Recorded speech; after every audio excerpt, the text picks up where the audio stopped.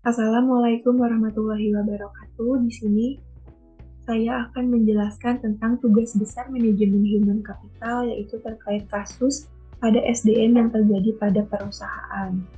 Sebelumnya, perkenalkan nama saya Tita Puspita dengan NIM 6704201168 kelas MP4401.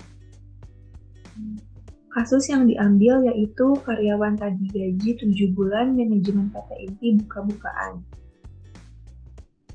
Yang pertama di sini saya akan menjelaskan terkait profil pada PT Inti, yaitu PT Inti merupakan sebuah badan usaha milik negara atau BUMN yang berada di bawah pengelola industri telekomunikasi strategis atau BPIS yang bergerak dalam bidang peralatan telekomunikasi. PT Industri Telekomunikasi Indonesia atau disingkat INTI bergerak di bidang telekomunikasi yang selama ini lebih dari 3 dasawarsa berperan sebagai pemasok utama pembangunan jaringan telepon nasional yang diselenggarakan oleh PT Telkom Indonesia Tbk dan PT Indosat Tbk. Selanjutnya yaitu permasalahan yang terjadi pada PT Inti, yaitu karyawan tadi gaji 7 bulan. Manajemen PT Industri Telekomunikasi Indonesia Persero atau PT Inti buka suara terkait masalah tersebut dan merespon kabar karyawan yang sudah tidak digaji selama 7 bulan. Kondisi ekuitas perusahaan yang negatif membuat perseroan sulit memenuhi kewajiban kepada karyawan. Pembayaran gaji karyawan mulai tertunda yaitu sejak Mei 2019. Namun begitu pihak manajemen tetap berusaha membayarkan gaji sesuai dengan kemampuan kas perusahaan.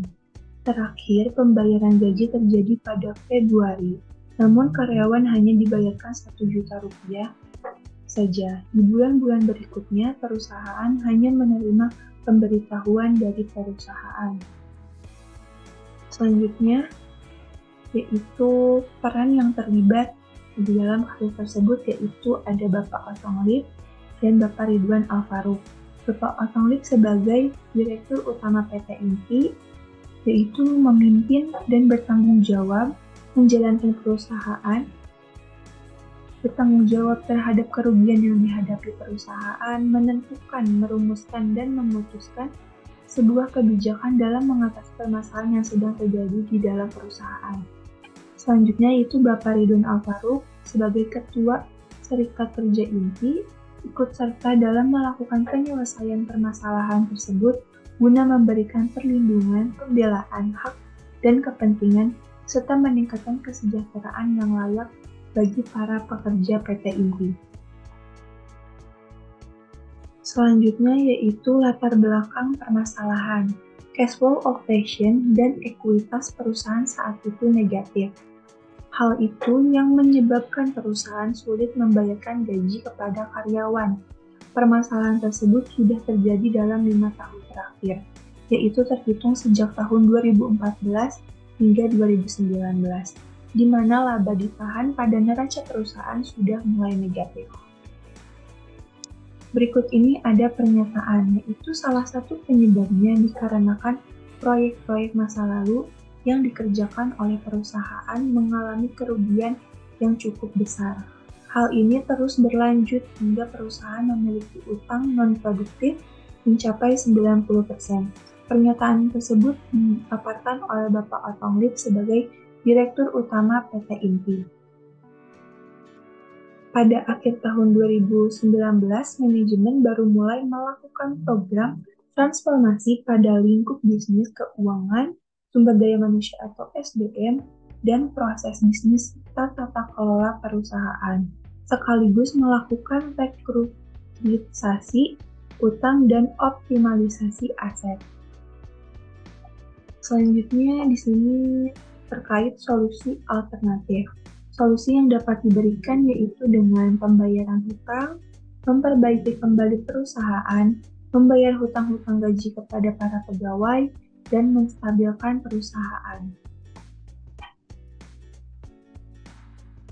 Selanjutnya, solusi terbaik yang dapat dilakukan yaitu dengan penyehatan perusahaan dilakukan melalui transformasi bisnis dengan memperbesar pola bisnis to bisnis atau B2B dengan Telkom Group.